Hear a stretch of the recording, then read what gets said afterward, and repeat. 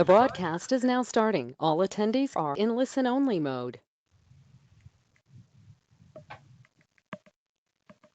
Hello, everyone. Thank you for joining today's webinar. We will be beginning at the top of the hour in 2 minutes. Again, thanks for joining, and the webinar will begin in 2 minutes.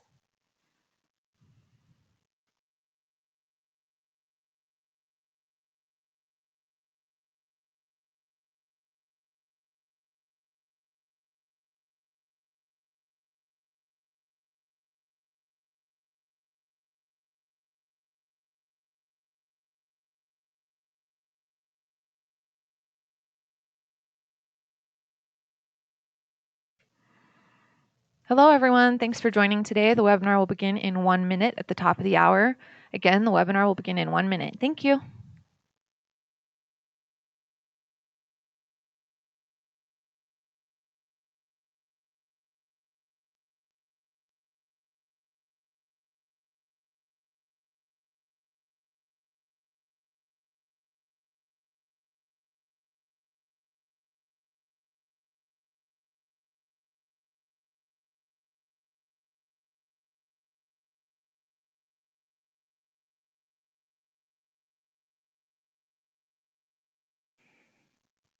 Hello, everyone. Welcome to the webinar today. We'll be beginning at the top of the hour.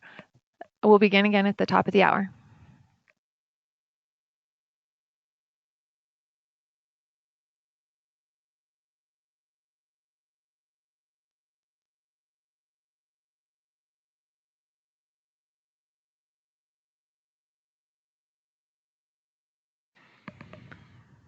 Good day, and welcome to this Health Catalyst webinar. As a quick introduction, Health Catalyst is a next-generation data, analytics software, and decision support company committed to being a catalyst for massive, sustained healthcare improvements. My name is Sarah Stokes, and I will be your moderator today. Our webinars are intended to be educational opportunities to explore the many facets of healthcare transformation. Now let us begin with today's webinar, Healthcare Outlook for 2019, presented by Bobbi Brown and Stephen Grossbard, both Senior Vice Presidents in the professional services space here at Health Catalyst. Bobbi brings more than 30 years of healthcare finance experience to Health Catalyst, where she works with clients to measure and define outcomes. Steve's work at Catalyst includes providing subject matter expertise for hospitals and health systems seeking to improve their reporting and performance on measures of quality and patient safety. Throughout today's webinar, you will be presented with multiple poll questions. We encourage you to engage in those polls as they will help to drive today's conversation forward. We also urge you to submit questions by using the questions pane in your GoToWebinar control panel. Bobbi and Steve will answer questions at the end of the presentation in a questions and answers session. Lastly, the slides from today's session are available in the handouts section of your GoToWebinar control panel. We encourage you to download those slides and take notes throughout the presentation as we've got lots to cover today. We are recording today's webinar, and shortly after the event, you will receive an email with links to the recorded on-demand webinar, the presentation slides, and a transcript. Also, you can follow us on social media. Our handle is @HealthCatalyst. I will now turn the time over to Bobbi. Bobbi? Thank you very much. I'm thrilled to be here today and talk about what we're seeing for 2019, and we'll talk a little bit about 2018 first. Okay, let's see what we're going to do. We're going to take a little journey today, and we're going to have some fun. I saw this great article in the Wall Street Journal, 101 Ways to Live, Work, and Goof Off More Ambitiously. And one of them was, next time you have a real meltdown, literally meltdown, it's very impressive. So these little quotes throughout, little words of wisdom as we go through, we're going to share those and also talk a lot about healthcare, of course. But we do have to have some fun as we're doing this. I particularly love lists. I'm a list maker. At the end of every year, I make lists. And so it's a lot of fun. And the right-hand side, you can see some of the things that are the more fun things. And I snuck my dog in. I'm not sure everyone in the room knows, but she's up there. So I dressed her up. So, which she, of course, didn't like. I think she's going to be a huge social influencer, but she's, of course, not, because she won't wear her clothes. The other thing that I saw a lot this year, the in and out. I love in and out lists. Washington Post does a great one every year. Wall Street Journal had this one on furniture. So just when I got my house all done, now they're saying wicker's coming back. At Christmas time, I saw 1 million llamas everywhere. I still can't exactly figure out what that was. And so those were some of the kind of things that I saw from the fun standpoint. Let's talk a little bit more seriously. But before we do, I want to say we're sharing today. We're going to do this together. I'm doing it with Steve Grossbart. And as you advance in your career, you often have a chance to work with people that you worked with at a previous employer or a previous relationship. And so it's so much, I'm thrilled to be working with Stephen again, and we're going to share our insights today. Our stories for 2018, I went through some of the big magazines, the societies, and you're going to see themes coming out of this. I loved in the Harvard Business Review, the third best article was one on Excel, so go Excel. Total cost of care, digital consumer, big in my space, the Healthcare Financial Management Association.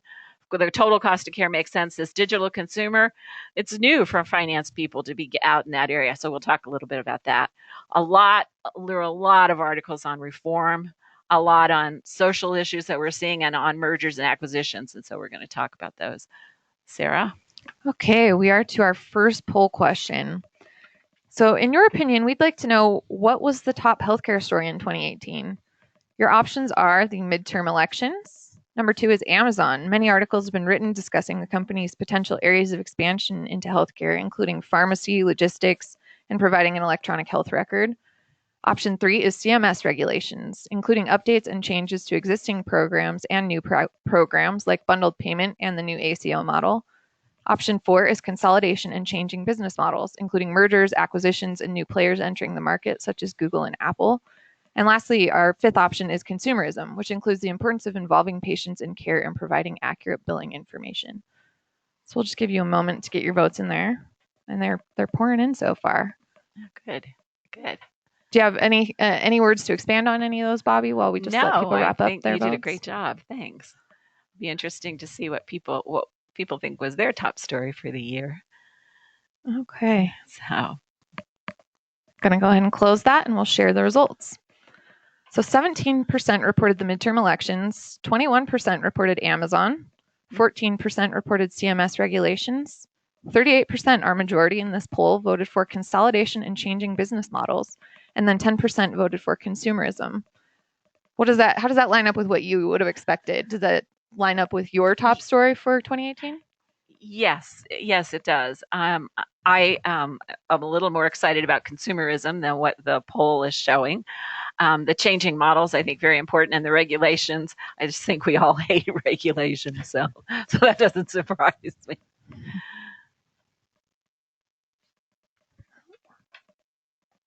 I just need to click over on the arrow there. Here. Okay.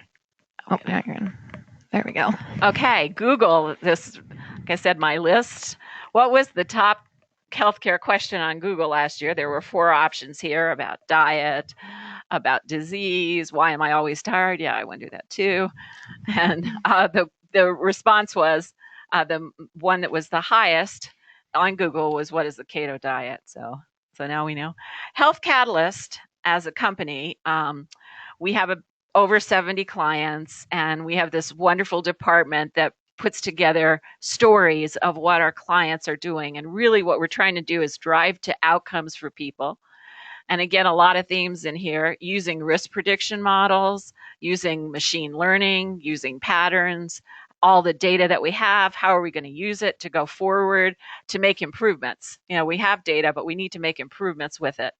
And this is a particular story. We have a lot of stories out there, customer success stories. You can get to them on our web.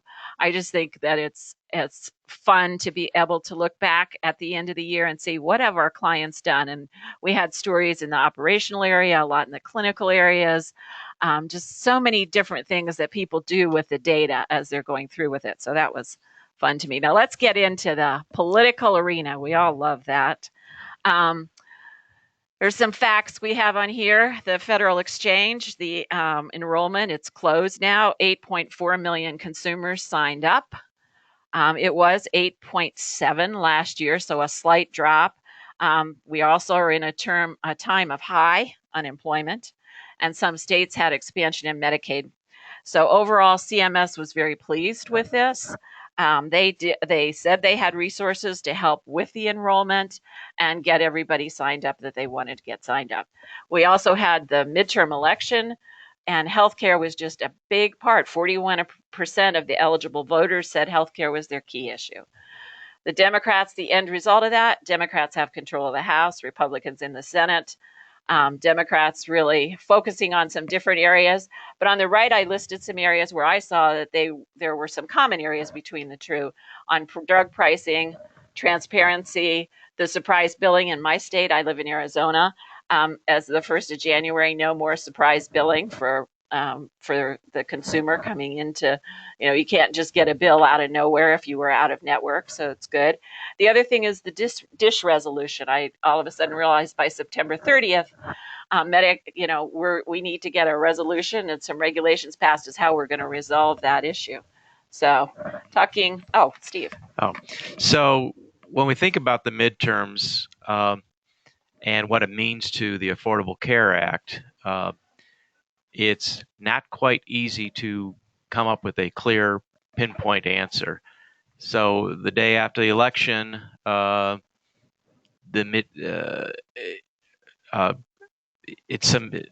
to some analysts, it cemented Obamacare's legacy and showed that the Democrats can actually win on health care.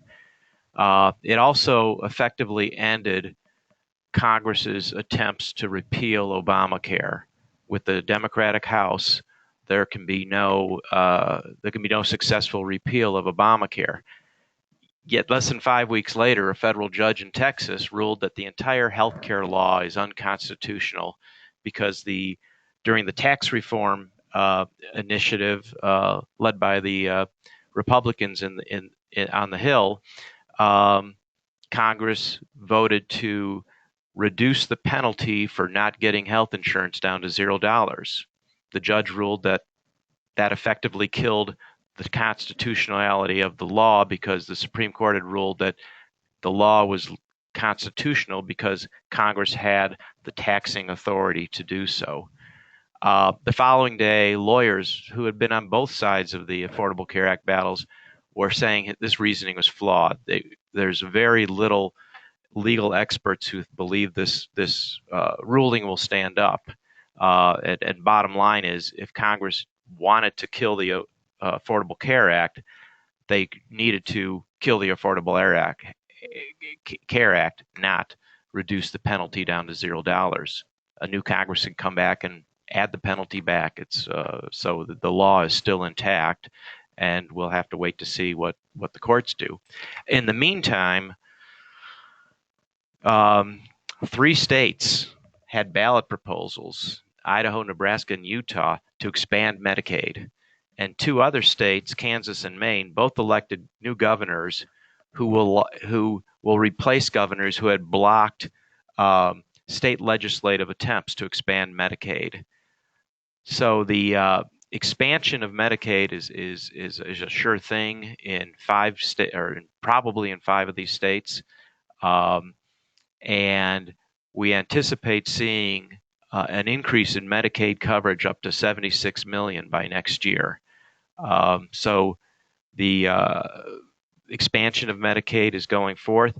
And another thing that's happening in many states, they're also expanding state protections too, and state laws that make it easier for people to get affordable care.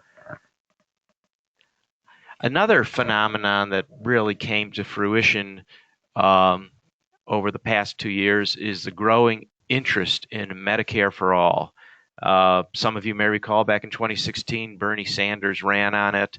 Many of the new and progressive candidates for Congress emphasized Medicare for all.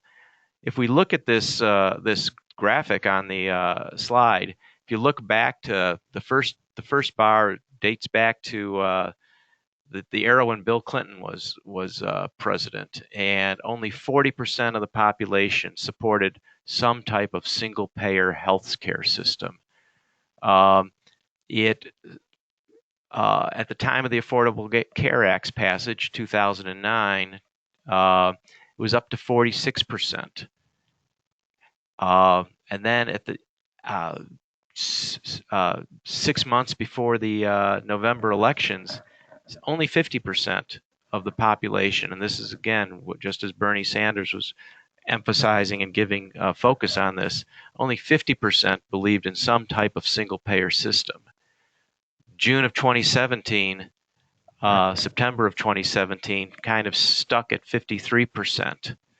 And in that time, or since the presidential election, it's now at 59%. So a big jump in end of 2017, early 2018, towards Americans being polled and voicing their support for an expanded single-payer system.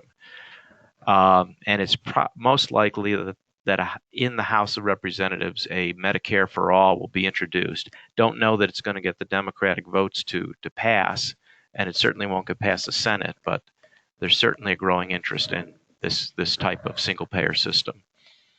Transparency was an area where, again, there's agreement with both parties, but what does it mean? It's always a definition.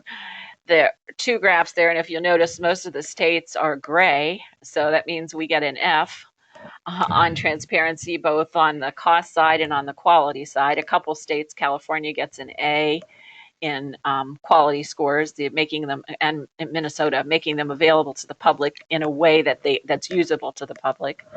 Another thing that happened in this area is starting the first of the year, it should be 1/1/2019, hospitals have to post their prices online. That's currently a requirement in California, so when I lived there, we went through that. But again, prices, and this is from a hospital I got online. Not everybody, you can't find it on everybody's website, but I did find this on one website just as I got on to prepare for this. And again, listing just the prices, with me as a consumer, I wouldn't know, do I need platelets? I don't know if I need platelets. On the DRG side, you have to post the DRGs. And again, this was done. This is live data, your average charge that you're going to have for that. That's cesarean sections with complications and without complications. So you can see the difference. So the public can see the difference. So you do want to be in compliance. You do want to review before you put it out there what it means, and understand that consumers are going to be a little bit shocked and maybe confused. You may be even confusing consumers. And I've seen some, I'm sure everybody's seen some editorials lately as, well, what was this? It is a step in the right direction. What the consumer really wants to know is, how much am I going to pay, of course. Maryland has an interesting website where the cost, it's for a couple of procedures. They've gone very deeply into each hospital. And again, they show not just the hospital cost, but what the total cost of that condition might be, and also some quality metrics about that condition for that individual hospital. So it's a good place, a good starting point of what we need to do more of for consumers. Again, right now, if it were me, I'd be knowing this is out there. How is the public going to respond to this? And how do I need to prepare a response to all of this? Population, what's going on with our population? The life expectancy, 78.6, and women, we do live a little longer. We're up to 81.1. But this was a slight drop from last year. Last year was 78.7. And it is interesting when you look at the age bands for this. Of course, the suicide, our drug crisis is taking a toll on some of our younger population. But for our older population, and this is where we need to plan for the future, 80 million more in 15 years. We're going to have 80 million more beneficiaries. 10,000 people join Medicare every day. And our birth rate is at the lowest it's been in 30 years. And just a little graph over on the right-hand side showing the age groups of people over 65 years old. In 2060, it's going to be 24% of the population. So as you're planning ahead for your future and, what do I need to build? Not as many beds. How can I serve this population? We have to acknowledge we're having an aging population, and how do we really service them? Thanks for reminding me that I'm getting older, Bobbi. Yeah, I really appreciate that. Well, I am as well, so none of us are getting any younger. a good thing about, I love consumerism, probably because I'm a finance person, and so anything that's in the marketing world is just something that I love. I found this study from Bain and Company, um, and they are saying the Amazon effect. Those bars with the red dots are what Amazon does that excels Amazon into the strategy as far as growth. And so they are things like saves time, reduces effort, avoids the hassle. I mean, we're assuming that the quality is there and the cost there is. So it's just interesting to me. Again, how can we apply this to healthcare, and how, as the consumer, going to be impacted by this? The graph on the right-hand side says, what do consumers want when they're making decisions? And convenient, easy access. Now, if you follow the Amazon model, the article goes on to state, gee, over time, you will have higher revenue growth. So 11% for those companies that matched up with the Amazon model, their growth was much higher. So we all know our patients are very, very frustrated with our billing process. 68%, as a matter of fact. 30% of the patients are starting to rely on retail clinics there. That's coming into avoid the hassle. I just walk in the door.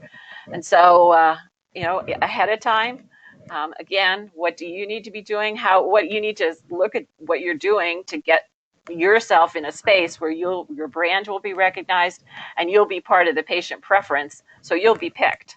One thing where there was a company called Chewy, of course they sell dog things, and they are beating Amazon at their own game because they have more variety, and they also continue to and they really focused on what mattered to the pet owners, not just a broader population, but again, segmentation, which used to be a big thing when I was in school, segmenting the market. So, Steve. I was going to say, I don't even bother going to my primary care physician for a flu vaccine. Yeah. They're they don't have the vaccine, and it's easier to pick it up with the cold cuts at the grocery store.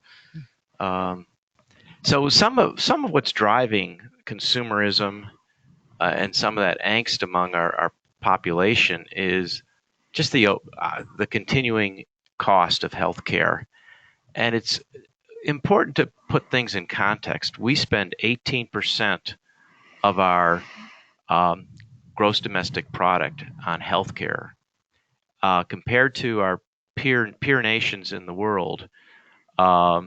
We have our far outpace even the next most expensive, Switzerland, which is just over 12% of their gross domestic product. Then the other interesting thing is, even though we're the leader, we're number 6 when it comes to government healthcare spending.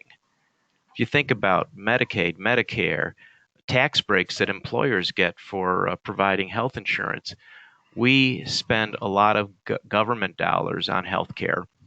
And interestingly, our northern neighbors in Canada spend less of their taxpayers there spend less of their gross domestic product on government insurance than we do in America. And of course, we have the highest private healthcare spending as well. So the frustration with price, the frustration with inefficiencies in our healthcare system are partly related to the high costs that we pay. And we're also finding that our healthcare quality is falling behind other industrial nations. Okay. How can we, again, get the consumer involved? Personalization. And there's a great YouTube out there, and this teacher greets every one of his students with an individual handshake when they come in the classroom. It was on the news, and it was just to me a great way to really know, how does somebody remember me? How do I get involved in my own healthcare? This whole personalization thing. There's a thing called the Blue Button. It's actually a government-sponsored website helping the consumer to download their own health records and telling you what what organizations you can go to download your health records. The whole thought is getting the consumer more involved in their health care. How do we involve this emotional base? And one futurist that was talking about saying, well, gee, maybe we need to make everybody a member. When I was at Kaiser, I used to count membership. And I know that Kaiser had a huge brand loyalty. It wasn't unusual to find someone who had been a Kaiser member for 45, 50 years. And you just go, wow, I mean, that's loyalty and somebody that really likes your brand. And we all need to think about how we're going to do that in our own space. Kaiser's moved very heavily into telehealth. They again, it is a different model, so they could do it. And 78% of the consumers are interested in some sort of virtual healthcare services. Is that video? Is that, I don't know if it's video or if it's just, online, just talking, or is it, being able to talk to a consumer from the provider perspective. You can see Kaiser's numbers. 65 million prescriptions are refilled online on an annual basis, and they see 50% of their patients with what they call distantly. So there's change there. It's coming. And finally, CMS expanded for 2019. They expanded some regulations for telehealth and virtual care. There are a discrete set of services that you can now bill for: virtual check-ins, remote evaluation, and this interprofessional, the consultation. And I didn't even know there was such a thing, but there is an American Telemedicine Association, and they state that 34 states and the District of Columbia require that private insurers cover telehealth the same as they cover in-person care. So we'll see if Dr. Cosgrove is right, and it is the year of telehealth in our industry. And again, thinking about what are you going to do? I like to look and see what new roles are out there. There's a couple new here. Global Head of Digital and Personalized Healthcare Partnering. Good title. Chief Strategic Innovation Officer. Chief Digital Officer. I saw one, Fortune 500 had a little blurb and said there's a chief storyteller, a chief flavor officer. That would be for me, chief flavor officer.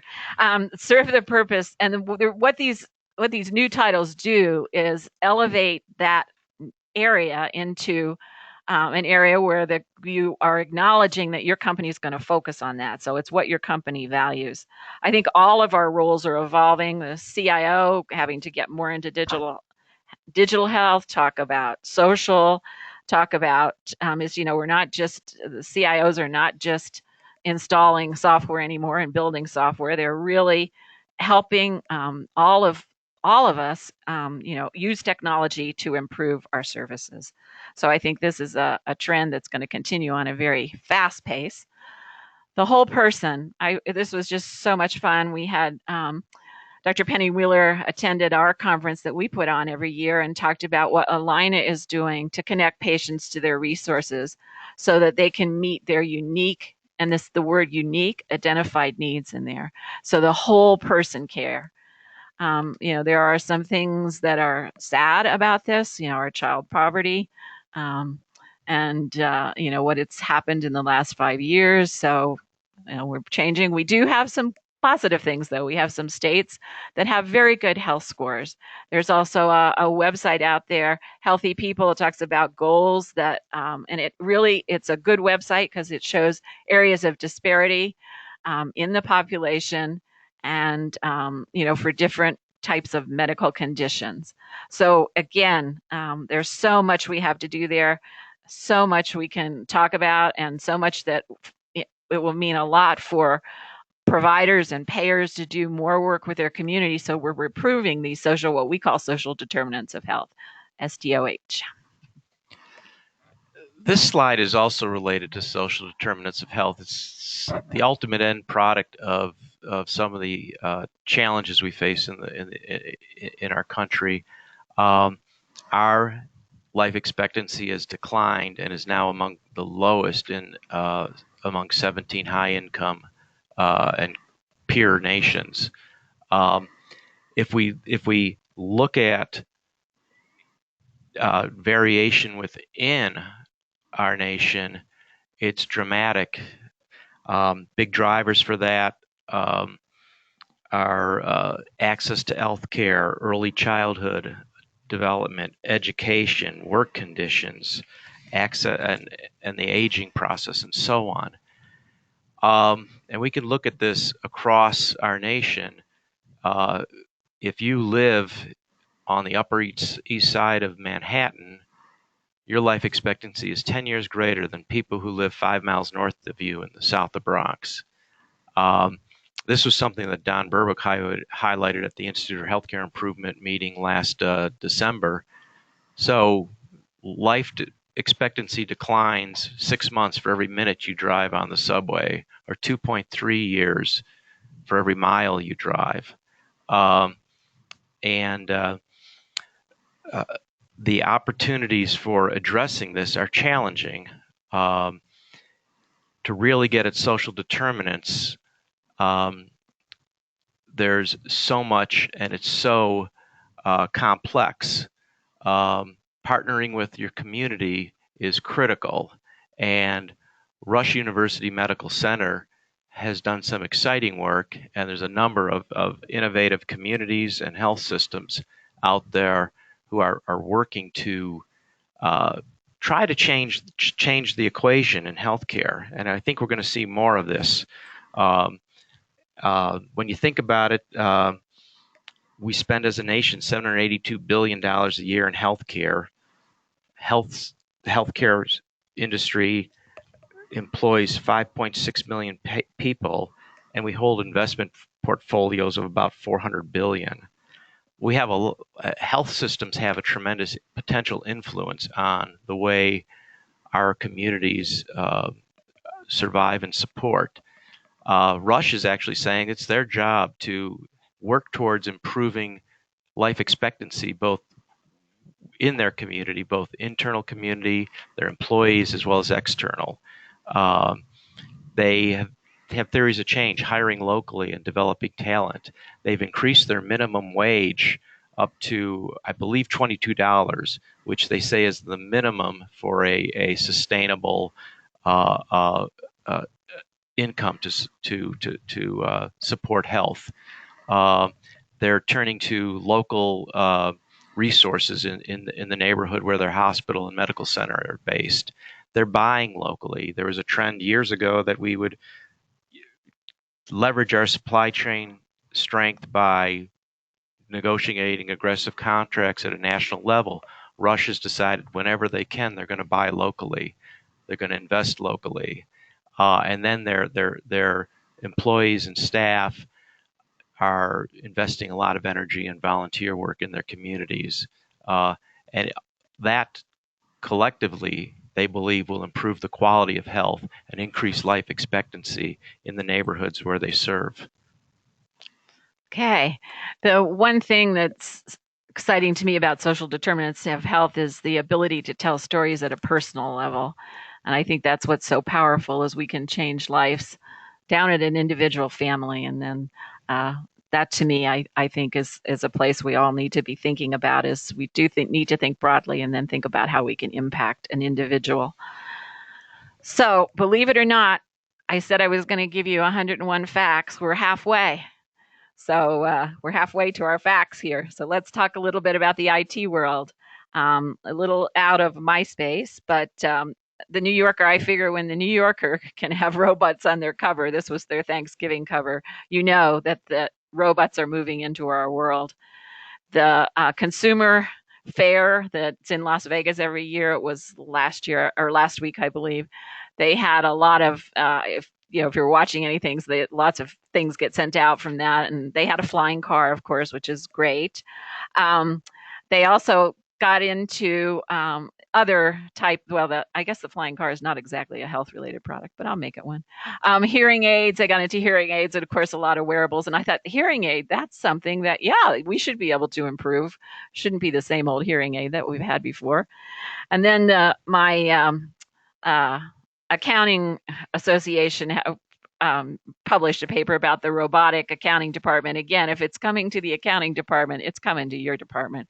So about what are we doing now that's very repetitive, that could be done in another way through machine learning, and how is it going to impact your area, and thinking about how it's going to impact your area and the change process that you're going to have to go through.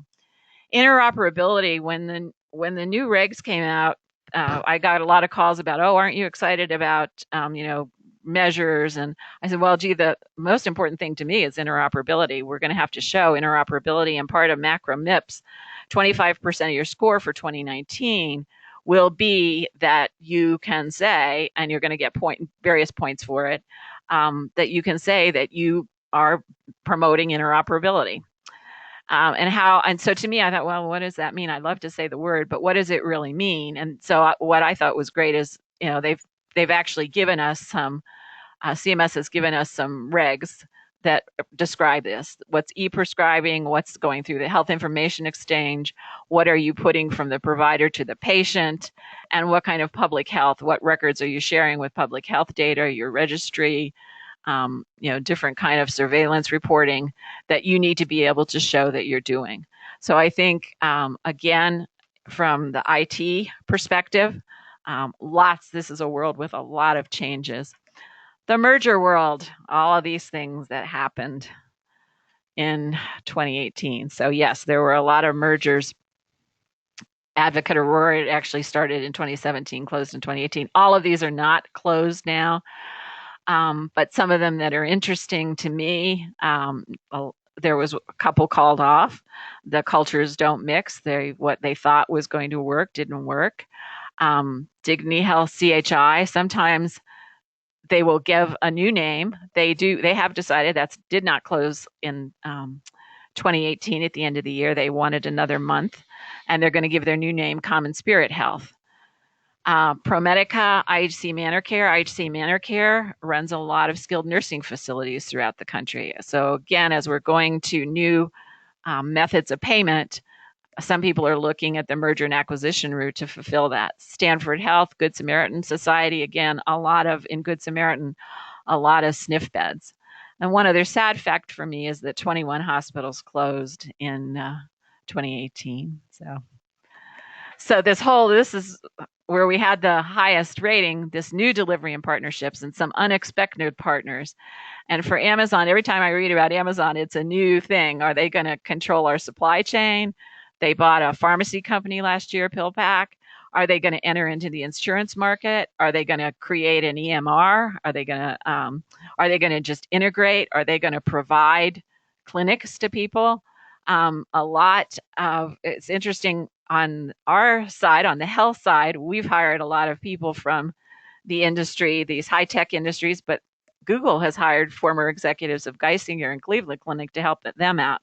Google's also exploring partnerships with Walgreens. I saw today Walgreens, getting in and talking to many other different types. The big CVS, Aetna, the first one, this is going to be combining 10,000 stores, 1,100 clinics, and 22 million enrollees. So what does that really mean? The executive officer said, well, we're going to create a plan that's going to differentiate CVS in these patient journeys. Again, make them simpler, make them more personalized while making care more accessible. So again, that fits a lot with what I was saying we need to do in healthcare. So that could be a very winning strategy for him. Only time will tell. And of course, on the bottom, we still had United Healthcare, an insurance company buying physician practices, and others were following in the same line. So again, they're trying to control the first input into the system. So it's exciting. Let's switch tracks a little bit here and talk about volumes. What's going on? I got some utilization stats from the American Hospital Association. Admits per thousand on the right continuing to drop, leveled out a little bit in the past couple of years. I'm sure, as we mentioned, the Medicare population going in there. Admits were up less than 1% from 16 to 17. The days were flat. Slight decreases in inpatient surgeries and slight decreases in births. Our outpatient volume was flat. If you look at that chart in the center, the black and gray and blue bars, the inpatient and outpatient in a hospital, the revenue is getting closer together. It used to be hospitals were mainly inpatient facilities, and now they're getting that revenue gap is not as great as it was. And over on the right-hand side, I got that chart from a real estate group showing the number of outpatient facilities that had been opened across the years. And you can see, again, steady growth in that. And AHA, their future scan said 71% of the people that responded, healthcare people that responded to the survey, said they're going to be acquiring off-site facilities for outpatient care. Finance. Okay. Stable. Moody's has us negative with glimmers of stability. I like that. They are also saying 10% of the hospitals are at risk for closure. You look at the Medicare margin, a Medicare margin now 9.9% negative in 2017. You look at the growth of revenue over expense, and unfortunately, the expense growth is exceeding the revenue growth. Not good for our industry. So what makes a high bond rating? A couple different things you need to think about. Am I in any of these categories? Do I have a strong or leading market position, strong operating margins, good balance sheet metrics, and growing market? Is my population growing in the area that I serve, or can I expand to get outside of that area? I just looked at some operating income from information that I had, and I don't have operating percent on there, but most from year to year, most of the large systems showed an increase. So cost, we need to be zealous on cost. And Steve put up that graph showing our cost as a nation in healthcare. And one of a great CFO at UPMC, he's saying we need to be zealots. We need to track, and it needs to not just be finance doing it, it needs to be the administrative team do it. Our healthcare spend is moderating. We were only up 3.9%. We're still spending about $10,000 per capita per year. And we're not the only industry doing that. I saw a lot of things we all saw GM coming out as the sedan car is not selling, they're retooling and unfortunately doing layoffs. Walgreens itself, they're going to use a zero-based budgeting approach to try to get $1 billion out of their cost structure. And they're trying to do this to reshape the organization because they want to drive growth. So it is happening. Our CMS programs continue along much the same way that they have. Most of these programs are value-based, and they've been in place 3, 4, 5 years now. Not the MIPS, but a lot of the hospital programs have been in place for a while, and you can see some results there on the readmission. We've changed the payment structure, and it's the readmission rates are going down. I know a lot of our clients are working on readmission, and is that the right thing to do for the patient? Yes, it is. We do want to keep people out of the hospital and get them back to their home as quickly as possible. And I could add there, we don't see any dramatic changes to these value-based programs. Right. They're going to look a lot like they did last year. This year they'll be virtually the same as last year. So we just keep doing the good work. And yes. The Medicare Advantage program, it represents right now 34% of the Medicare population, but there's the top 7 insurers that have 76% of the enrollment. It's a margin of 2.6. They had a good increase from CMS last year. And CMS is going to let the insurance companies have a brighter definition of benefits. You can offer dental in the past. Now they're broadening that to you can offer home care services, offer someone to help your loved one, do the settings at home. So that Medicare, again, Advantage growing. The accountable care space, yep, it grew. This is where, if I probably made a mistake last year, I think value-based was just going to grow. And it is going to grow, but not as rapidly as I said. You'll see there's a little bit of a leveling off in the past couple of years, but there's still, 1,000 ACOs across the country, and there are still some large insurers. We know Medicare. We'll talk a little bit about Medicare in a second here. Medicare, they went back and forth on this, and they now the HHS secretary actually said we need bold new payment models. He wants the ACOs to take on real risk, and what he means by that is not just an upside. If you do well, you get something, but he wants an upside and a downside, so that if you don't do well, you have to pay back to the government. And that's a little scary for everybody. I just always, and he felt that the payment models that have been in place so far have had lackluster results. So we're also seeing the AHA future scan. We'll see if this comes true or not. There were not a lot of health systems looking to get into the own insurance market, but there are a lot of health systems working closer with self-funded employers. I think employers may be a market that we need to get into a whole lot more and help out our employers control their costs. Pathways to success. That's the new ACO model for CMS. I just love this. The final regs came out December 21st, and the letter of intent is due January 2nd to the 18th. So I guess CMS thought none of us were going to take off for Santa Claus or the holidays. So, and the actual application is due February 19th. So that's not giving you sufficient time at all. And I've seen, again, things come flying across in the past couple of days. This can't be. So I don't know if they'll extend the deadline. If they do extend the deadline, that's fine. That gives you a little more time. But if this is something that you think you want to do, you can see that these things are going to move quickly. I would say, you need to be preparing and thinking about it and developing a strategy or a straw man or how you're going to do this in your organization. What does it really mean to have bundled payments? The 5 goals for this new CMS model: accountability and competition. We mentioned that. Continue quality, integrity, and the one I really am excited about is the beneficiary engagement. ACOs will now be able to talk directly to the beneficiary, and they'll be able to offer a beneficiary some incentive for care. Just talking a little bit about 2 of our large insurance companies. United Healthcare, they have a nice value-based arrangement that's right on their website. Same with Humana. They call their program the intersection of health plus care.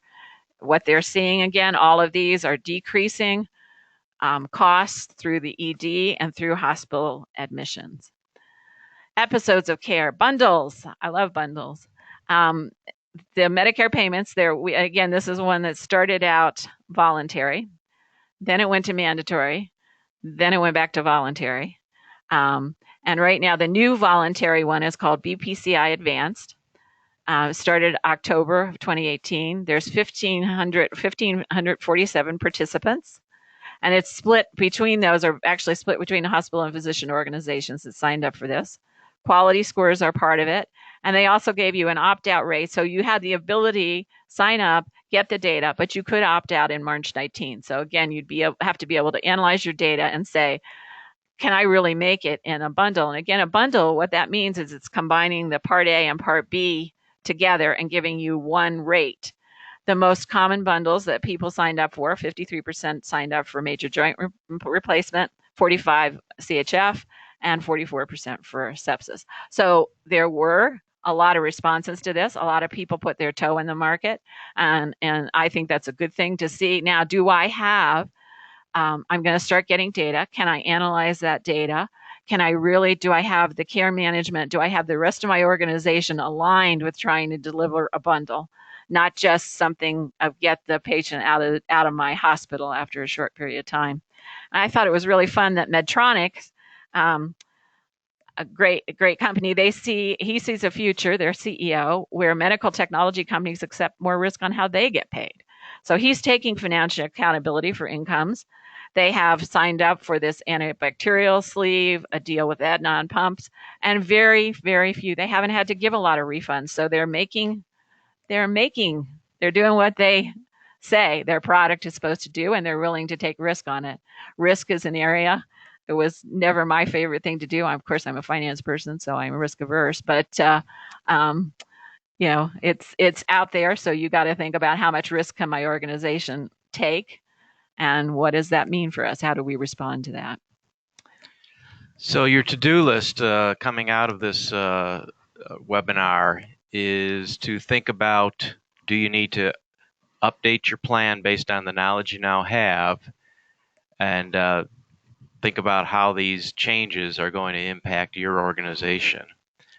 I think in the area of the value-based care, we're going to see ACOs continue, bundles are going to continue, risk-based contracts are going to probably be the fastest growing part of the equation. This is going to add to your data burden. You cannot get into these various arrangements if you don't have the analytical capability. So learn how to analyze claims data. This is a big Achilles heel for most health systems. Claims data and understanding and forecasting the impacts of risk is the greatest challenge. And build your capacity to integrate claims data with clinical data, because we are, for those of us who are on the provider side of the equation, we are here ultimately to leverage the clinical care we provide to reduce the cost of those claims. Plan for data, new types of data, and develop the metrics that support your business as you move into these new areas to venture. Collaborating with community partners. The social determinants of health are important. Continue to think how you can work effectively. Relations with employers, for example, relations with your community and your volunteers and charitable organizations in your towns and cities.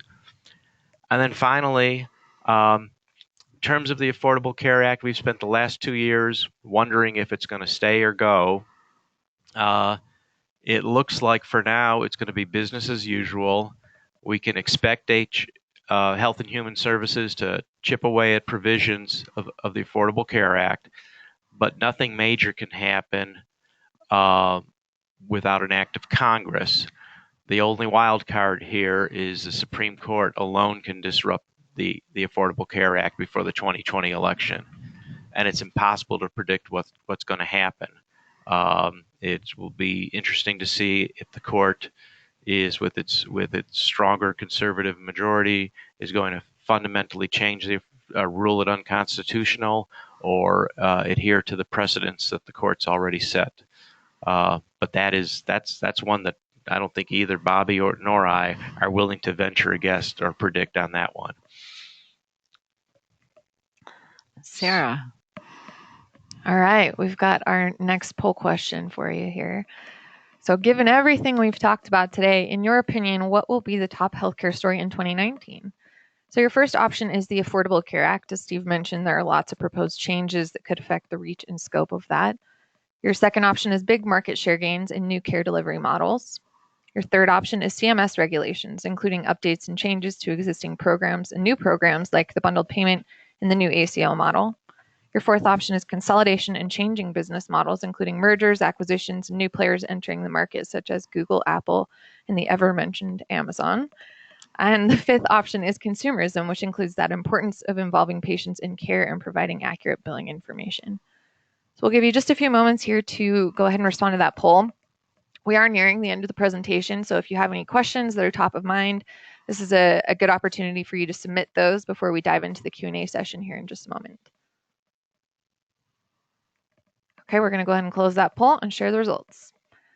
9% reported the Affordable Care Act, 21% reported big market share gains in new care delivery models, 8% reported CMS regulations, 47%, the majority in this poll, reported consolidation and changing business models aligning with what we saw earlier, and then 14% reported consumerism. That's great. I think this is great. This is what I'm glad consumerism is on there, and those changing models, they kind of interact. I mean, I know you're probably thinking when I put this together, that some of these overlap each other. We know that, but we just wanted to get your opinion on what's going to be happening in 2019. Steve, any comment? I find it interesting. We're expecting something that we don't expect. Consolidation and changing business models. Those are rapidly developing, and I mean, a year ago we weren't talking about Amazon and Berkshire Hathaway, and no one really. I guess we were hearing hints that Aetna and CVS might merge, but these are surprising and will continue, no doubt. Yes. I just wish I could see everybody and see what and get a read on your body language. But anyway, 2019 will be the year of, it looks like, changing models. But from a fun standpoint, there was an NPR news article that came on at the end, and I'm not a tarot card reader, and so, but this was the card, Six of Swords, I think it is. And what it means is we're moving toward change. And of course, I love when say this. You could say this about anything. So, but I think I thought, well, it actually is true. We are moving toward change. The color of the year for 2019, just some fun facts for you. It's living coral. The food, that's a combination of lettuce and celery, saluga or something like that. The moon, I think we're going to see a ton of stuff about the moon. Maybe I'm just this month. It's been on the cover of every magazine. We're having a red moon or something this month, and I think we're coming up to some anniversaries of things that happened on the moon, and we also had China go to the moon. So moon, I'm putting moon in there. And then this year, take a chance. What are you going to do this year? I will read an article on robots in healthcare. I will look and see what artificial intelligence can do for me. I'll make sure that consumers know the price of what they're going to pay when they come to my organization. I'll make sure that they want to come to my organization, that I've met the preferences that meet my market. So any thoughts for you, what you're going to do this year? I'm going to take a deeper look at how to be involved in the community and how to help our clients be involved in the community with our analytic tools and so on. I'm now a little worried about those robots as well. I have enough trouble with my iPhone, so I might read up on those. And I can only count up to 2. Okay, Sarah, we'll turn it back to you. Okay, we have one final poll question for you all before we dive into the Q&A. While today's topic was an educational webinar focused on healthcare trends and predictions for the future, some attendees would like to know more about Health Catalyst's products and professional services. If you would like to learn more, please answer this poll question. And we're going to just go ahead and leave that poll question open for a moment as we just start to dive into the questions. So this is a question that came in fairly early on when you were sharing the chart of, showing the country and how the majority had scored an F on that transparency and quality scale. Jocelyn was wondering if you could remember who judges that, who's the ones compiling those scores. Yeah, below the slide, there was a source there, and I think they're called Center for Transparency of Health. There is an organization that measures that. They do it every year. You can get on. They have on their website, and they have a very nice. They rank each state and go through in a lot more detail than obviously what I could show. Okay, perfect. Our next question comes from Lauren, and she provides a little context here. At first, she says, with all the conversations stressing the need for cost reduction and cost control, we seem to overlook the government policies that impact the social determinants of health. If we don't talk about the health consequences of the Farm Bill, corporate responsibility, or with agencies like the FDA, EPA, USDA that have authority to make changes, we will never be able to control costs. We need to focus on reducing the need for health services, not just how we can make things cheaper. Do you think this will become a focus in 2019? I would my first response is I hope so.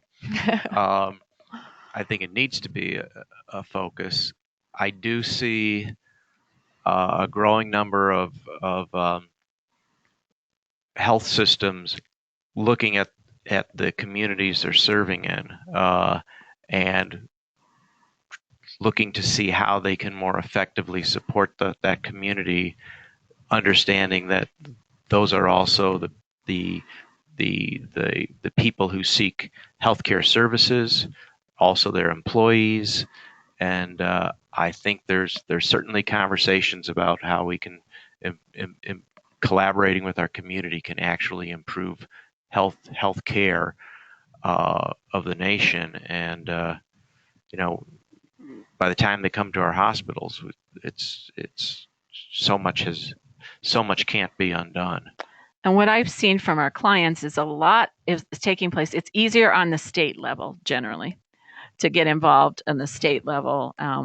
It was just a client yesterday, and they had a lot of contacts with the state Medicaid, and it was harder for them to work with Medicare. But on the state, they were very active, getting involved with different programs, Failure to Thrive, and really, being able to make a change. So we'll see. I agree with Steve. I'd like to see it happen. I see a lot happening at the state level as well.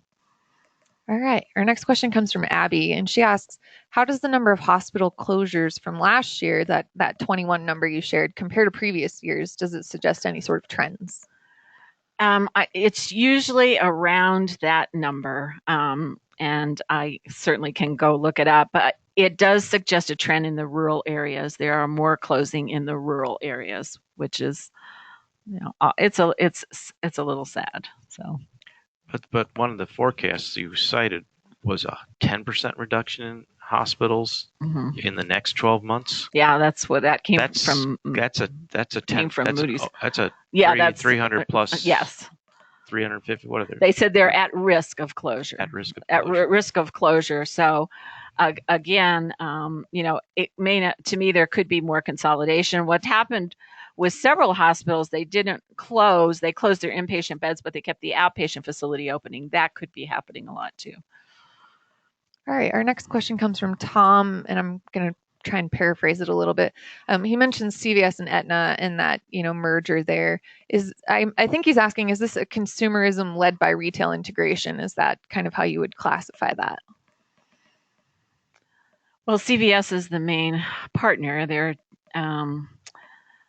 I just think it's a new way to think of how are we going to provide. I'm both the insurer and I'm providing the care. How do we do that? And we've had several. I worked for Intermountain Care, and we have Kaiser in that same kind of model, on a different kind of scale. This is going to be geographically very large. So, any comments, Stephen? Okay.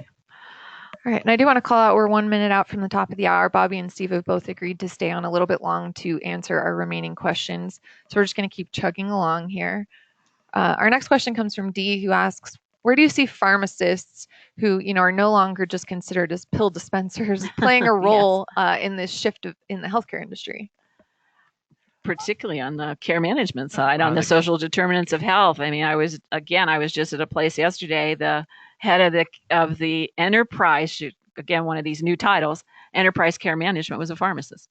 So, and we're seeing increasing role in retail pharmacy, providing care counseling and support, helping monitoring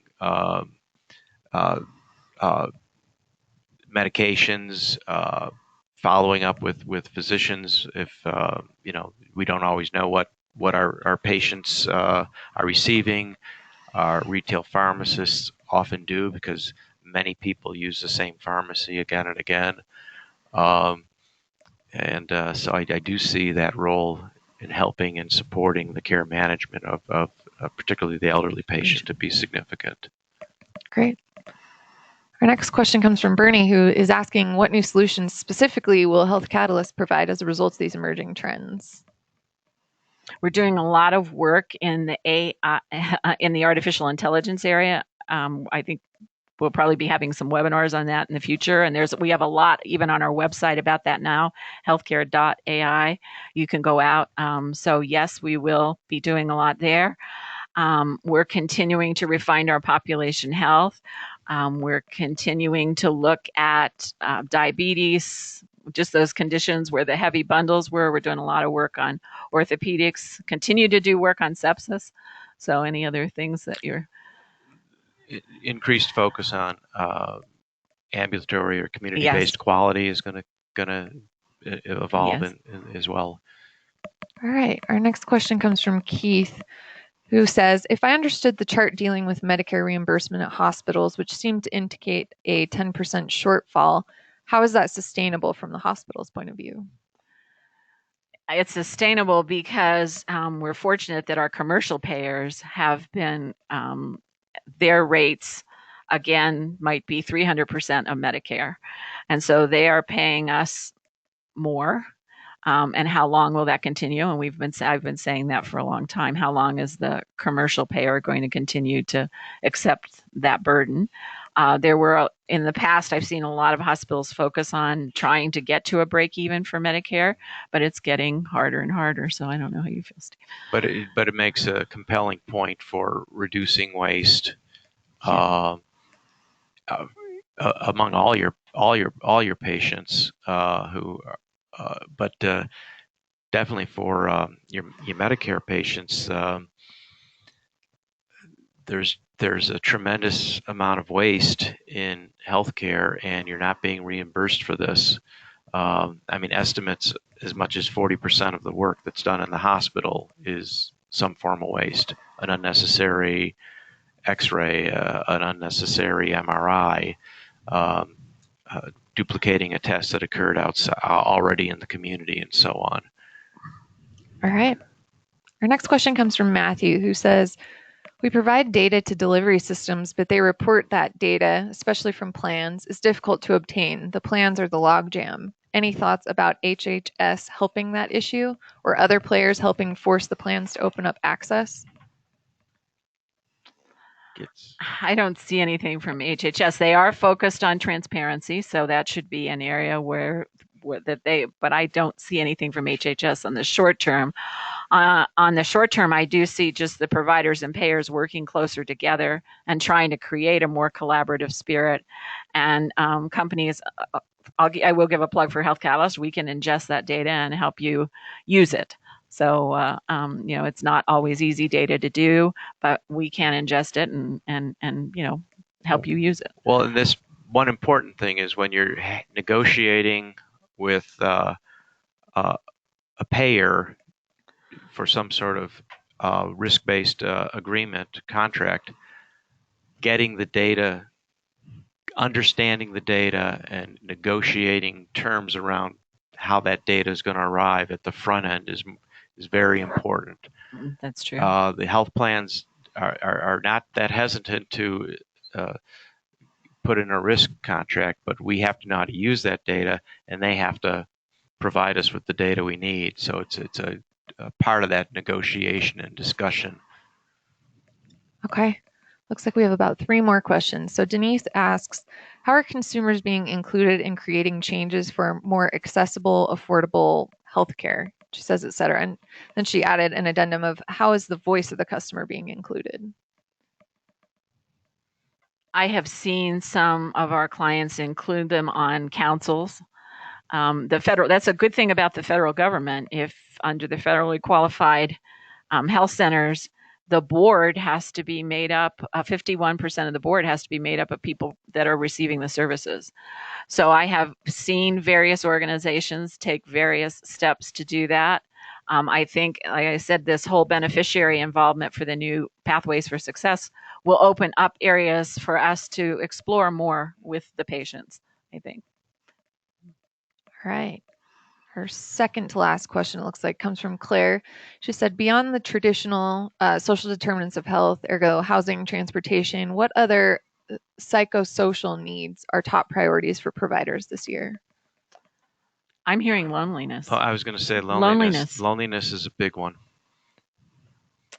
And that's sometimes impeding the work that you might want to do remotely. Because the consumer wants to come in and see face to face. They want to talk to the front office person. I mean, if you ever go into a doctor's office, there's always a person there that wants to talk to people. So, yeah. All right. Our last question comes from Russell, who asks, what other macro trends, societal or global, do you predict will have a major impact on healthcare? I'm assuming over this next year. I went light on the IT side because that's not particularly my area of expertise. So I think they are going to, and I also went light on any kind of new drugs that are coming out, those kind of things. FDA, I didn't dig into the FDA approval list or anything like that, which might be a place where there could be something. It's almost a year because we're not in an election year. I think we're going to continue a lot on the policy side, just same old. But you have to be ready to move faster than you've moved. And Steve, I don't know if you have. I would agree with you, Bobbi. I don't have anything to add. Okay. All right. Well, that wraps up our Q&A for today. We want to thank Bobbi and Steve for taking the time to present and stay on a little bit of extra time for that Q&A. And we also want to thank all of you for joining us today. Please do us a favor and complete the short survey as you exit the presentation. Your answers will help us to deliver more valuable content in the future.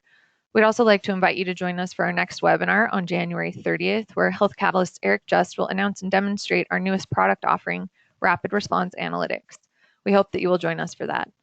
As a reminder, shortly after this webinar, you will receive an email with links to an on-demand recording, the presentation slides, and a transcription. On behalf of Bobbi, Steve, and all of us here at Health Catalyst, thank you for joining us today. This webinar is now concluded.